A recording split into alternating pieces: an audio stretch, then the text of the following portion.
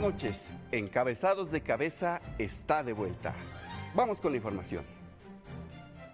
Luego de que se divulgara la lista de profesionales de la comunicación que fueron generosamente beneficiados por la administración anterior, el equipo que conforma Encabezados de Cabeza quiere hacer pública su enérgica protesta por este atentado.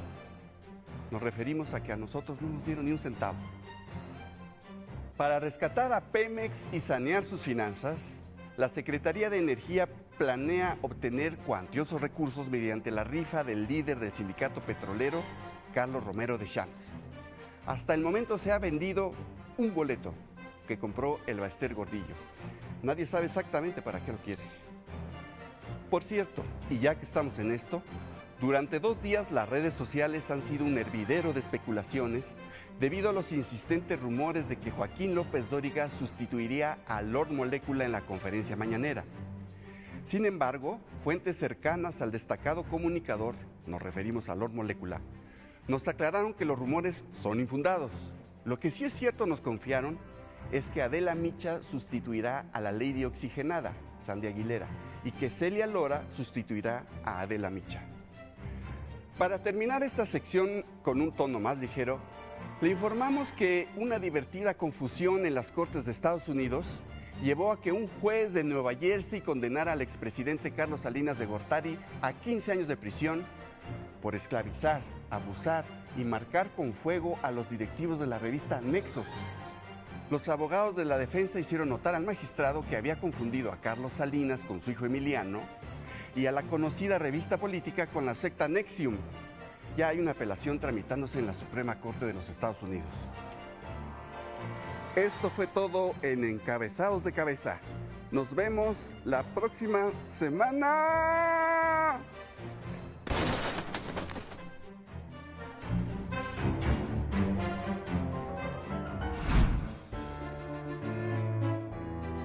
Entonces, ¿tienes que ir tu cartón? Ay, sí. Yo no hago cartón hoy. No, soy sí. feliz. ¿Y de qué va lo va a hacer? Pues ya ven de la jalada con la que salió Trump y la respuesta que le hizo AMLO. La famosa carta. La famosa carta. Yo creo que es el tema, ¿no? Ahí está el periódico, ahí está la nota, es la de 8. Nosotros echamos porras. No. Mira, tú vas a pesar tu cartón, Pepe va a preparar café a los 3. Ah, qué rico. Y mientras prepara el café va pensando la idea de tu cartón. ¿Qué piensa No, no quieres que te vuelen los zapatos. Pues si quieres, si te da tiempo, pero no. Yo nomás ahorita lo no. firmo y lo mando. Exacto. Mira, Helguera es un experto en geopolítica y él te va a poder explicar todo para que te puedas idear uno. Tú trabajaste en Internacional en el día hace muchos años, ¿sí? Tenía 18 años. No, ya. ¿Pero o sea, conoces a alguien? Ah, sí. Ha sido un experto en geopolítica de veras, que yo sepa, en México y una de esas en América Latina. El único chido es un señor que se llama Heinz Dietrich. Ah, sí. Ah, sí. Heinz Dietrich. Heinz Dietrich. Suena como alemán. Sí, allá nació, pero Suena catsup. debe ser él. Ah. O si no son las pizzas que pediste. Hace hambre. ¡Heinz, qué sorpresa! ¡Qué casualidad! Bienvenido, Heinz. Gracias, queridos, Mucho por la gusto. invitación. Muchísimo Un honor. gusto, un honor tenerte aquí. Igualmente. Willkommen. Dankeschön. Por favor, adelante. Un honor estar con tanta gente honesta. Mira nada más. Eso sí. Pocas veces será. Es un especialista en Gracias. política. A ver, vamos. Vamos a ver qué onda. Heinz, bienvenido al Averno. Muchas gracias. Estás en tu casa. Así es, señor. Pero un honor estar con ustedes. Eres científico. Ah, sí. ¿Cierto? Bravo. Porque a veces me insultan diciendo eres filósofo. No, ni madres, no. Soy científico, sí. Multidisciplinario, sin embargo. A ver, pero el tema es que tenemos por fin un gobierno de izquierda en México, o más o menos de izquierda, en medio de un contexto mundial de ascenso o reascenso de la derecha, con Trump al otro lado de la frontera, con los gobiernos de izquierda que hubo, que todavía hay en América Latina, que han acabado mal, ¿no? El caso de Dilma, el caso de Cristina Kirchner, el gobierno de Maduro, que de suyo es un desastre y ahora asediado. ¿Qué le espera a México en medio de todo esto? Yo pienso que México es como una rosa con espinas. La rosa es que justo cuando el imperio pensaba que en América Latina habían apagado todas las luces, con las caídas que tú mencionaste, aparece una luz en la oscuridad que es la cuarta transformación. Y su líder, por supuesto. Pero el peligro está en ese éxito, porque el imperio necesita gente sumisa, gobiernos vasallos, que hacen lo que ellos dicen. Y Trump lo demuestra a las claras. Entonces, para el imperio es un desafío, aunque no intencionado, de parte de México, que se pueda hacer las cosas de una manera pacífica, por el bien de la gente y de los gobiernos, como muestra la propuesta de resolver el problema de la inmigración de Centroamérica. Entonces yo pienso que México es por una parte ahora el gran referente de cambio y la esperanza de los pueblos, como antes lo era Lula, o Kirchner, o Hugo Chávez. Eso es extraordinario y lleva, sin embargo, ese alto precio político de estar en la mira de los sectores más oscuros de la historia. Pero ¿cuál futuro crees tú? ¿Crees que este liderazgo tenga posibilidades de éxito o que pueda pasar lo que sucedió con Cristina Kirchner, con Lula? ¿Qué puede pasar a diferencia de estos? Supongo que el ser vecinos de Estados Unidos marca una diferencia, ¿no? Sí, obviamente hay varios factores, ¿no? Es posible que Trump salga por un juicio político. La tendencia es que lo sacan por el impeachment, por muchas cosas que ha hecho. No es seguro, pero es probable. El segundo aspecto importante es que AMLO tiene 53% de la votación. Por lo tanto, puede cambiar leyes porque uno de los obstáculos más grandes a la transformación progresista son los partidos políticos, en gran medida convenencieros, corruptos, etc. Pero también la justicia de clase, como vimos en el caso de Lula, ¿no? Un nuevo tipo de golpe de Estado en América Latina, donde no mandan los tanques, sino con un juez corrupto mandan a los presidentes a la cárcel. Lo mismo en Argentina y en otras partes. Entonces, en esta situación, pienso, hay que entender bien la correlación de fuerzas. Yo pienso que AMLO, justo por su larga experiencia en el sistema, entiende cómo funciona el sistema. Y ha logrado evitar que en ese campo de minas en el cual él camina, geopolítica, sectores de la ultraizquierda, sectores de la ultraderecha, sectores corruptos del Estado. En ese campo de minas, él ha evitado pisar alguna mina que lo hubiera hecho volar. Y eso te muestra el gran dominio de la política interna que tiene. Donde veo que se necesitaría quizás reforzar es la formación de cuadros de vanguardia. AMLO es un gran líder, pero necesita una vanguardia que no existe, porque la inteligencia latinoamericana es mediocre, vendida, y en los partidos políticos no hay formación seria de los cuadros jóvenes. Las universidades tampoco lo hacen, porque, por ejemplo, se habla mucho de la corrupción, pero digamos México, la corrupción en México, siempre están involucrados los abogados. Entonces tú te preguntas qué enseñan en la UNAM, en la UAM, en la ANAHUAC, en las carreras de abogacía. ¿Qué les enseñan? O los economistas neoliberales no cayeron del cielo, salen de nuestras facultades. ¿Dónde está la responsabilidad de los rectores en eso? Entonces gastan mucho dinero, pero no generan esa vanguardia patriótica que tenías después de la Revolución Mexicana, por ejemplo, con el Ateneo de la Juventud Mexicana. Entonces yo pienso que allá hay algo que hay que movilizar por el bien del proyecto y del país. Y dependerá de eso, en buena medida dependerá de eso lo que pueda suceder en México. Sin duda, porque al fin y al cabo, en cualquier producción humana, la calidad del equipo que tienes decide lo que haces, ¿no? Las condiciones objetivas, en parte las puedes modificar, en parte no. Pero tu equipo depende de la selección que tú hagas. Y si tú no logras escoger a gente realmente capaz, auténtica, etcétera, entonces el proyecto no puede durar.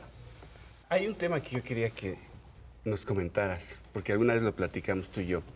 Una de las primeras cosas que hace López Obrador, incluso antes de tomar posesión, es escoger a sus secretarios de Marina y Defensa, que no son los que le ofrecían los del sexenio anterior.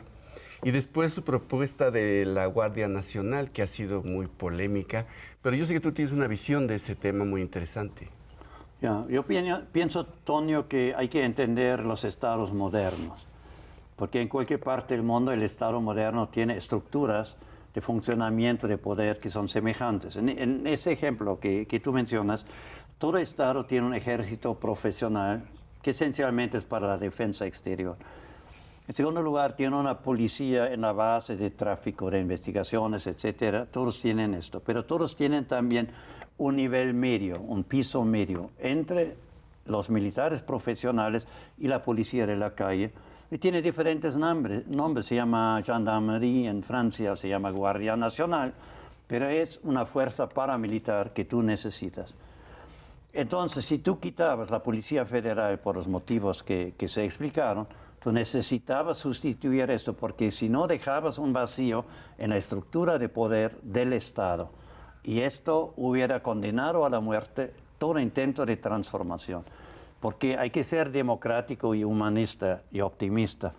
Pero hay que entender que en la vida real la sociedad es una selva social darwinista, donde los colmillos deciden, los intereses y el poder. Entonces tú necesitas también, además del poder cultural y democrático y humanista, el poder real físico. Y por eso pienso que la Guardia Nacional era absolutamente necesario crearla. Vamos a hacer una pausa. El Fisgón está en unos universos paralelos. Está aquí, pero no está aquí porque está en un universo paralelo, pero en espíritu está aquí. Y ahorita regresamos. Fantástico. A hablar de esos colmillos. Ahorita regresamos. Hay científicos sociales que se han especializado en física cuántica. Ellos han registrado casos de universos paralelos en el tema del poder político. En principio, el Estado es la máxima autoridad de la sociedad y monopoliza la violencia. Por eso, el Estado es detestado por todo desatado que está dotado de todo dato enquistado que destapa la testa. Eso es todo y así ha estado. Debido a lo anterior, en todos los universos, estar en la oposición es estar en contra del poder político dominante, pero a veces el poder político dominante se mueve en universos paralelos. En nuestro planeta existe un sistema dominante, el modelo económico del libre comercio, el neoliberalismo. Este sistema beneficia esencialmente al capital financiero y a las grandes multinacionales, y en casi todo el planeta impone a los gobernantes. El neoliberalismo domina en todo el planeta y su poder es tan grande que ha logrado consolidar un gobierno mundial y hasta tiene organismos como el Fondo Monetario Internacional, el Grupo de los Siete, el Banco Mundial y muchos otros que dictan lo que tienen que hacer los países más débiles. En general, los llamados países del tercer mundo suelen obedecer los dictados de los países más ricos. En especial, América Latina ha seguido los mandatos de Washington durante las últimas décadas.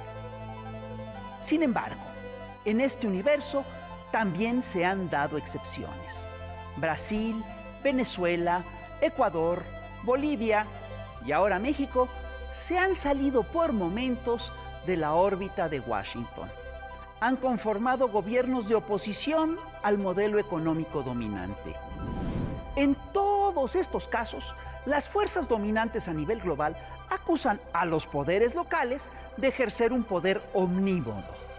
En el universo de Washington, los gobiernos que se salen de su esfera de influencia suelen ser regímenes autoritarios, antidemocráticos, populistas y dictaduras atroces e inhumanas.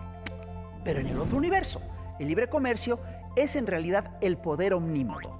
Y este poder saquea las riquezas de las naciones, provoca catástrofes ecológicas, alienta el trabajo esclavo, se perpetúa mediante el fraude electoral y es atroz e inhumano. Ante este cruce de universos, cabe preguntarse, Apoyar las medidas neoliberales de un gobierno es ser un hombre del sistema o es ser la oposición. Ser la oposición de un gobierno que está en oposición al régimen neoliberal dominante, ¿es realmente ser oposición? ¿O es eso ser un hombre del sistema? ¿Y usted, en qué universo está? ¿En qué universo es oposición?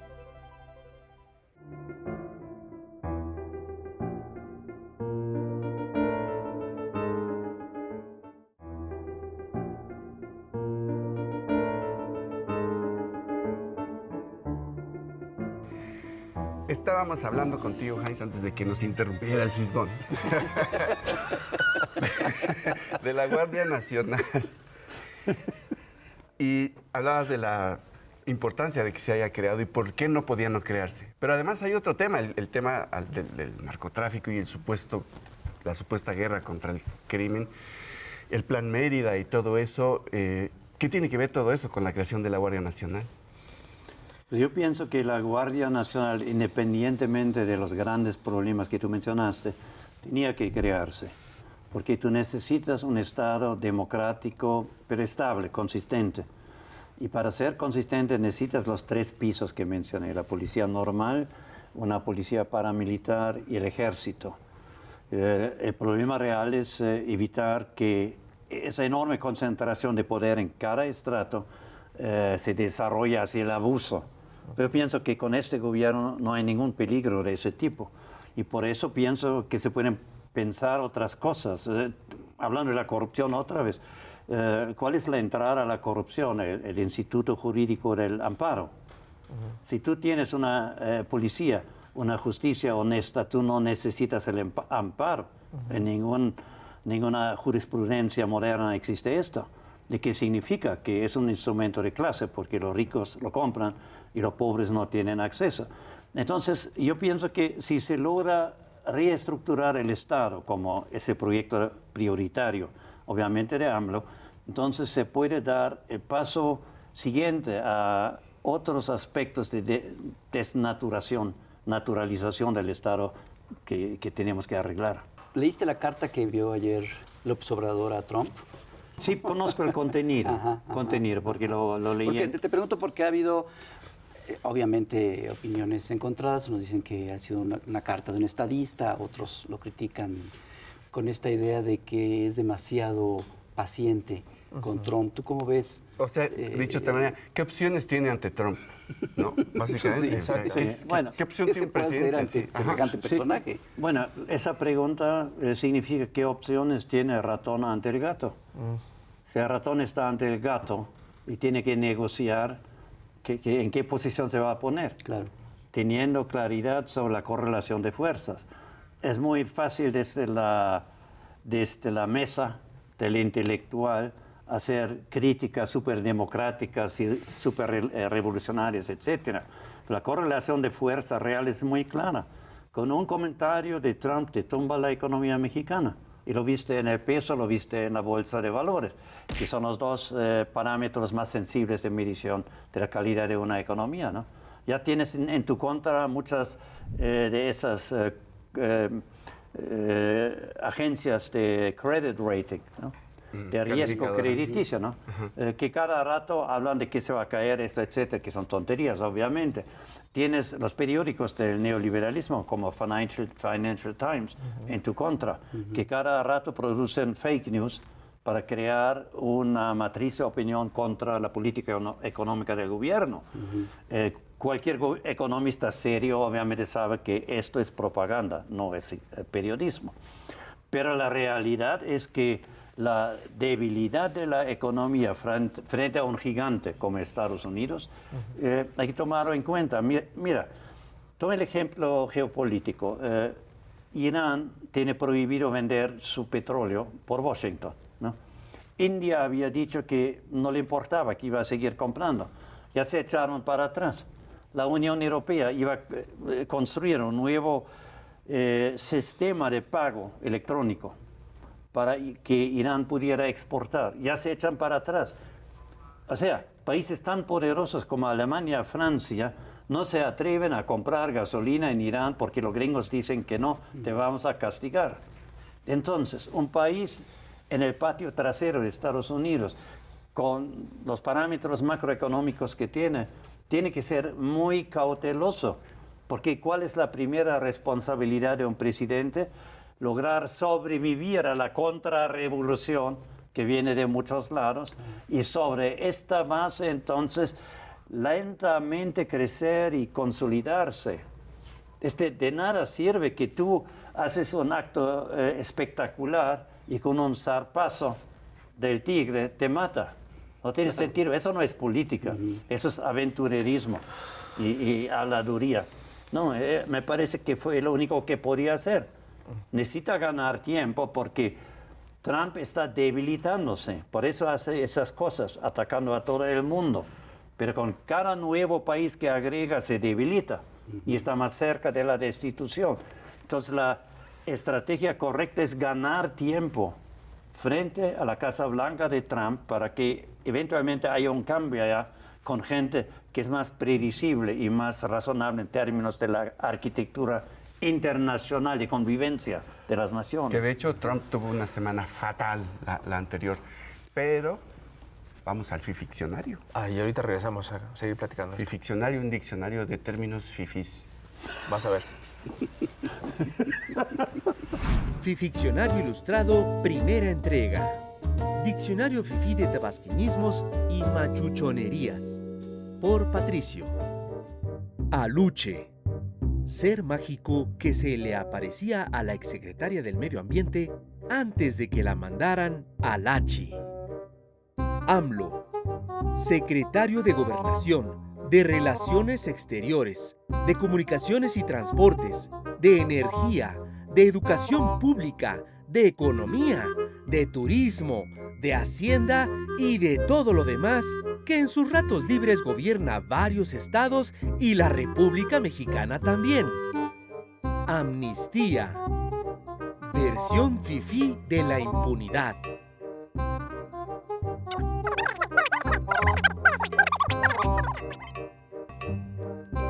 Barbosa Miguel, lamentable candidato de Morena al gobierno de Puebla, cuya única gracia es no ser ninguno de los candidatos de los otros partidos. Comunicación, proceso que consiste en que cada funcionario del gobierno diga lo que guste con toda libertad para que después el presidente los contradiga en las conferencias mañaneras. Conservador, como un preservativo, pero mucho menos divertido.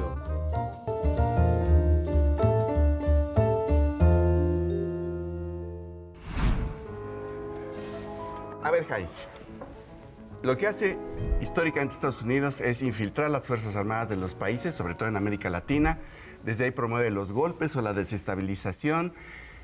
Lo que yo te pregunté hace rato y no me contestaste es, la creación de la Guardia Nacional también tiene que ver con esa estrategia, crear una fuerza aparte de lo que está infiltrado en el ejército. Recuperar las Fuerzas Armadas. Recuperar el control de las Fuerzas Armadas.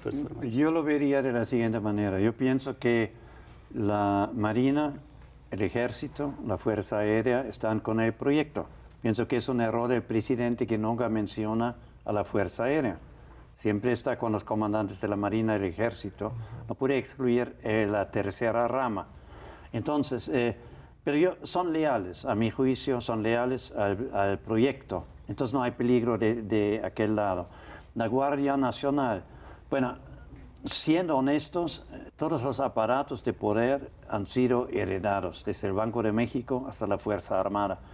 Entonces el nuevo presidente, en ese campo tan neurálgico como es la seguridad interna y combate al crimen, necesitaba un instrumento eficiente, y eficiente significa no corrupto, porque la corrupción hace ineficiente a los instrumentos. Y por lo tanto le convenía crear un instrumento de eficiencia bajo su control y bajo el espíritu y la ética de la Cuarta Transformación. A ver, se acabó el tiempo, se acaba el programa, pero, vamos a seguir en YouTube. Y por favor, no dejen de ver la continuación en YouTube, porque vamos a seguir hablando de esto porque sigues dándole la vuelta al tema de la CIA. Vamos a seguir exprimiendo a Heinz y vamos a hablar del tema de Venezuela. Porque Heinz fue asesor de Hugo Chávez y después se peleó con la gente de Maduro, ¿no es cierto? Y de ese tema vamos a hablar, el tema de Venezuela, que también es muy importante. Pues ya nos vamos. Así que váyanse de aquí y nos vemos ahorita en YouTube. El martes en la noche. Cuídense mucho. Gracias. Lleven la revista. Ya saben. A ustedes. Y ya estamos aquí de vuelta con ustedes en YouTube. Muchas gracias por quedarse con nosotros. A ver, espérate. A ver, Heinz, cuando estamos tomando café, tú y yo, hablas sin pedos de la CIA, hablas sin pedos de... Y ahora que estamos en el programa, me evades el tema de la CIA. O sea, ¿la CIA está metida en las Fuerzas Armadas Mexicanas, sí o no? Por supuesto. Ay, ¿por qué no lo dijiste antes? ¿Estamos grabando? Sí. Bueno, miren, yo pienso que hay que entender la naturaleza de un imperio. Estados Unidos es un imperio y todos los imperios actúan de la misma forma. Exigen que en sus zonas de control se hace lo que ellos digan. Pero como la palabra no es suficiente, meten dinero y meten la CIA en este momento. Entonces, por supuesto, que todos los aparatos públicos en América Latina como en Medio Oriente están penetrados por gente de Estados Unidos, la CIA, el FBI, la DEA, lo que tú quieras, porque tienen 17 aparatos de inteligencia. 17. Pues prácticamente cada ministerio tiene uno propio. El Ministerio del Tesoro, Relaciones Exteriores, Energía, todos tienen su gigantesco aparato de espionaje. Entonces, por supuesto, el imperio controla a las colonias y a las neocolonias, tanto en Europa como acá. Recuerda que la CIA grababa el teléfono privado de Angela Merkel, de la canciller alemana, del país más importante de Europa. Entonces, ¿por qué van a parar ante América Latina? No, Claro. ¿no? Entonces hay que entender la lógica y vincularla a lo que se puede hacer. La pregunta de ustedes anteriormente. ¿Cómo debe reaccionar el presidente a las tarifas de 5% de Trump? Siempre hay que tener claro quién tiene el poder de destruirte y quién es tu aliado para impedirlo, táctico y estratégico. Pero eso es la base de toda política seria, porque como decía un gran político alemán conservador, el príncipe Bismarck, la política no es el arte de lo deseable. La política es el arte de lo posible. Y lo que es posible te lo dice la correlación de fuerzas, que tú si puedes analizas científicamente y sabes qué puedes hacer. Y AMLO tiene ese talento natural que tienen los buenos políticos, de saber los límites de lo que puede hacer. Él mismo lo dice, es decidir entre inconvenientes. Exacto. Por supuesto. Que es una variante de la frase de Bismarck. Efectivamente. ¿Quién es su aliado aquí entonces? ¿De AMLO? Sí. Bueno, por una parte, el 53% de la población que votó por él, yo pienso en términos generales el pueblo, porque hubo una revolución cultural en México, en el pueblo, y en algunos sectores de la juventud de la clase media. Esa revolución cultural no ha llegado a las universidades, que son cementerios básicamente, tampoco al aparato estatal, justicia, etc. ¿No? Entonces tú tienes desde abajo un tsunami de concientización de la patria y lentamente va a subir, por supuesto. Pero en ese momento, ese 53% abarca lo que es el apoyo real al presidente. Sí, es a la gente a la que él le habla, a la que él volteó a ver y que los anteriores presidentes nunca habían volteado a ver. No, efectivamente él lo hace, pero allá pienso que hay un déficit en su proyecto comunicativo. Tú necesitas un equipo de comunicación que se dirige a todas las clases sociales, Claro. La clase media. Tienes que hablar a la pequeña burguesía. O sea, no puedes hablar solo a los de abajo y a los de arriba, porque la clase media necesita que le acaricias. Claro. Y dices, tomamos en cuenta lo que ustedes piensan, opinan, trabajan, la pequeña burguesía, etc. Entonces, eso falta en ese formato, por otra parte, bueno, de las mañaneras. pero necesitas un aparato más sofisticado de comunicación para atender todos estos sectores y grupos. Tú mencionaste que se necesitan cuadros de vanguardia, preparados, suficientes. Estás hablando de 17 aparatos de espionaje, de inteligencia en Estados Unidos. Aquí tenemos algo que se le asemeje, algo que podría trabajar como para poder tener preparados todos estos, gente especialista en arte de la guerra, por lo que dices, en metodología científica, que sea capaz de poder tener las variables controladas o por lo menos visualizadas para poder trabajar? No, lo que se hizo desde Estados Unidos, se destruyó la inteligencia latinoamericana, que era muy progresista, primero con el terror de Estado, las dictaduras militares, y después destruyeron ideológicamente con el neoliberalismo, el postmodernismo frívolo y todas esas pendejadas de la ideología del primer mundo, ¿no? Que les sirvió mucho. Luego los teleevangelistas, etcétera, etcétera. Entonces, lo que sucede es que se rompió el vínculo entre la vieja generación de científicos comprometidos con la nueva generación y llenaron las plazas en las universidades con los señoritos formados en Estados Unidos, en Europa, con sus ideas tontas de neoliberalismo. Entonces, tú no tienes realmente un cuerpo de jóvenes científicos formados multidisciplinariamente que puede llenar ese vacío. Por lo tanto, cualquier intento de formación de una vanguardia patriótica tiene que pasar por el método científico, por el método más eficiente para entender la realidad y transformarla es la ciencia. Y allá te chocas con el problema que no tenemos metodólogos críticos que pueden enseñar esto. Ese es el gran déficit que tenemos. Ahora vamos al interesante. Todo es interesante. ¿Qué pasa en Venezuela? ¿Cuál fue tu papel ahí y cuál es la situación actual? Porque volvemos al tema de la CIA, las Fuerzas Armadas, la desestabilización. A Maduro lo vienen queriendo tirar desde hace rato y para gran sorpresa no lo logran. No, lo que estás viendo es un proceso tipo cáncer. O sea, el paciente se mantiene vivo, maquillado para que no se ve que está marcado por la muerte, pero el cáncer avanza. Y hoy día ya no tiene nada, ya no tiene economía, no tiene una moneda interna porque la inflación es tan grande que conviertes la moneda en papel, no tiene una divisa convertible porque no tiene dólares, no tiene comercio internacional porque el petróleo está confiscado prácticamente. Entonces, ¿Confiscado por quién? Por Washington. Washington ha bloqueado prácticamente la exportación. O sea, tú necesitas tanqueros para exportar. Washington declara que cualquier tanquero que transporta petróleo de Venezuela a Cuba, por ejemplo, va a ser castigado. Desaparecen los barcos. No tienes transporte. Confiscaron los activos de PDVSA en Citgo, una gran refinería en Estados Unidos. En Argentina salió ahora que Macri, en cooperación con Washington, confiscó allá los activos de PDVSA. Entonces el cerco se cierra cada vez más. Hay que aclarar que PDVSA es el Pemex de allá, Petróleos de Venezuela. Sí, exactamente. Y no tiene una base social. ¿Ya no? No. Yo calculo que en elecciones realmente libres, él no tendría más de 10-12% de votos.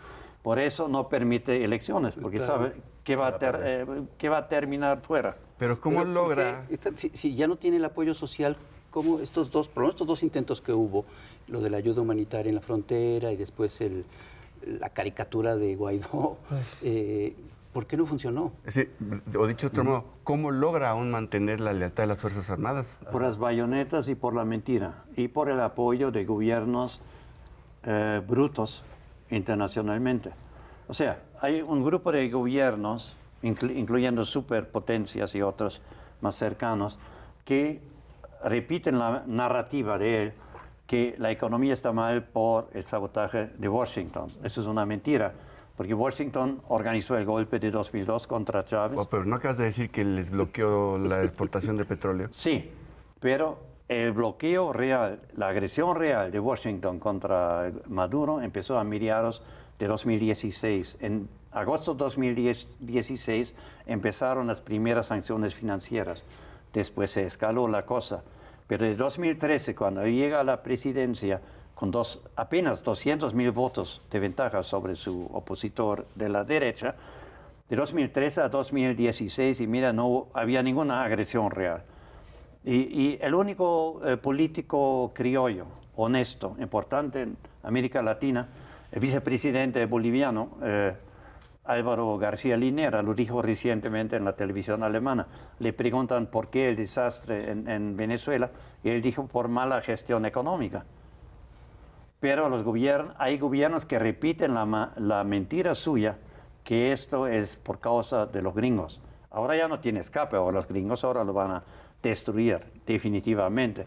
Pero todos los años anteriores fue la mala gestión por corrupción, por ineptitud de ese gobierno. Y algo semejante sucedió en El Salvador, con el Frente Farabundo Martí, que ganó 2 veces 5 años de mandato, y ahora perdiendo la mitad de los votos de la base social que tenían antes. ¿Por qué? Por corrupción, por malas alianzas, por estar alejado de la gente. Es la misma situación. Gobiernos que fracasan por su ineptitud y por su corrupción. Eso es el caso de Maduro. Si fuera un hombre con ética, él diría, en 2013 Chávez me encargó el paquete, yo me he dado cuenta que yo no puedo, yo reconozco que el pueblo debe vivir bien y decidir, convoco a elecciones libres, democráticas. ¿Por qué no lo ha hecho? Porque sabe que está fuera si hace esto. Entonces, con unos corruptos y brutos generales del ejército mantiene el poder. Pero son las bayonetas, no te puedes sentar mucho tiempo. Entonces no le auguras mucho tiempo. No, está perdido. Si tú no tienes ninguna base, ningún sustento real de poder, no tiene pueblo, no tiene economía, no tiene aliados internacionales, etcétera. Entonces, o sea, le quedan las bayonetas, como dices, pero no y por nada mucho más. tiempo. Y los bayonetas están negociando con los gringos. Claro. El mejor precio. El momento que le llegan al comandante del ejército con el precio adecuado, van a entregar a Maduro, por supuesto. Oye, y en ese sentido, ¿tú qué opinas de la posición del gobierno de México? Yo pienso que es algo muy digno, muy honorable, porque es la única posición posible con el derecho internacional. Entonces, ha tenido, por supuesto, su costo político, igual para Uruguay. Si tú le dices al imperio no, el imperio te pone en la lista negra, pues en algún momento te cobra, ¿no? Por algún motivo ahora está cobrando, ¿no? Cobra aranceles. Claro. Sí, ahí está, ya las está cobrando. ¿Sí? No se esperó mucho para cobrar. Efectivamente. Entonces, hay que tomar esto en cuenta, que la posición de México fue ética y fue la correcta a nivel mundial, ha sido reconocida como tal y le devolvió la autoridad moral a México en el concierto latinoamericano internacional. México hoy día es la voz, la autoridad moral de América Latina por la posición del gobierno. Órale. ¿Cuál es la diferencia? Porque yo creo que luego no queda muy claro. Entre el gobierno de Hugo Chávez y el de Maduro. ¿Qué se partió ahí? ¿Qué hacía Chávez que ya no hizo a Maduro? ¿Cuál era la genialidad de Chávez? ¿Qué es lo que jugó ahí para que hubiera este deterioro? Sí. Bueno, si quisiera resumirlo, Hugo Chávez era esencialmente un cristiano, pero un cristiano como Jesús. Y tú sabes, los cristianos como Jesús terminan crucificados por su proyecto. Entonces, por eso le hicieron el golpe, falló. Entonces, Chávez nunca era socialista, nunca era comunista, por diferentes razones, tanto ideológicas como pragmáticas. Él sabía que Washington no iba a permitir un nuevo socialismo, aunque fuese más democrático. Entonces, él quería mejorar la situación de la gente, pero lo quería orientándose en Jesús. Eso fue una diferencia con Maduro. Maduro nunca fue creyente. En 2013 empezó a besar los anillos de los cardenales y sus mentiras cristianas y Dios en cada palabra, pero es un farsante, ¿no? Y Chávez era auténtico. Entonces eso era una diferencia. La otra era que Chávez era como Jesús, un humanista. Yo recuerdo que en los primeros años en México yo fui el único intelectual que defendía esto, porque en muchos periódicos, inclusive los que se denominaban de izquierda, dijeron, no, aquí viene el gorila, es un militar, etcétera, va a reprimir, etcétera. Y Chávez nunca tuvo la intención de reprimir, entonces fue humanista. Y tercero, tenía un precio de petróleo relativamente alto que permitió hacer los programas para la gente. Allá hubo un bloqueo de la inteligencia, las universidades en manos de la derecha, y le bloquearon todo. Entonces él hace los programas de educación fuera de la estructura educativa petrificada, ¿no? Entonces, así se dirige hacia una visión, yo diría, de un desarrollismo tipo General Cárdenas, como el general Perón en Argentina, el general Vargas en Brasil. O sea, un desarrollismo nacional, pero no corporativo como los históricos, sino democrático. Esa es la gran diferencia. Y de los años 30, 40, 50 fueron corporativos. Y este no, pero fue la idea del desarrollismo. Bueno, después llega Maduro. Maduro llega esencialmente porque era un candidato que estaba cerca de Cuba, digamos. Y eso, pienso yo, fue la clave, porque Hugo Chávez en su última arenga televisiva dijo: quiero que el pueblo apoye a Maduro como futuro presidente. Y eso fue un gravísimo error, porque Maduro en toda su vida fue un dogmático, fue un sectarista, era alguien que le gustaba la guerra sucia, etc. Entonces, nunca tuvo la ética, nunca tuvo la apertura. Él dice que es maoísta, pero ¿cuál es la esencia de Mao? La dialéctica, de ver en lo malo lo positivo y al revés, y por lo tanto ser sabio en la práctica. Pero él es totalmente mecánico, nunca entiende nada, yo creo que nunca leería un libro.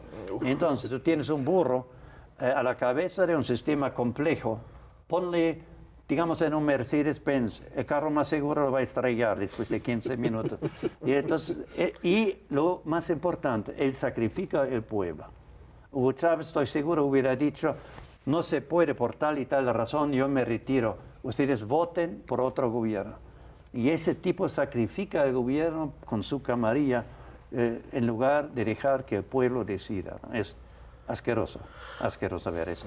Este hombre se le pasa haciendo caricatura cuando habla. Oye, Hans, estamos a punto de terminar 2 décadas del siglo XXI. ¿Qué ha pasado con el socialismo del siglo XXI a estas alturas? El socialismo del siglo XXI es un paradigma científico. Como decía Rafael Correa en una ocasión, ¿no? Yo hablé prácticamente con todos los presidentes latinoamericanos. Dije: aquí hay la civilización del futuro. ¿Por qué no tratamos de empezar a instrumentarlo? Entonces Correa recibió el libro y le dijo a su secretaria, me dijo después un amigo: llévamelo a mi biblioteca privada, quiero leer esto con calma. Y apoyó esto, pero su gabinete era señoritos de la Flaxo y todos esos burgueses horribles. Y entonces acordé con él en su avión presidencial, acordamos hacer el primer seminario sobre el socialismo del siglo XXI.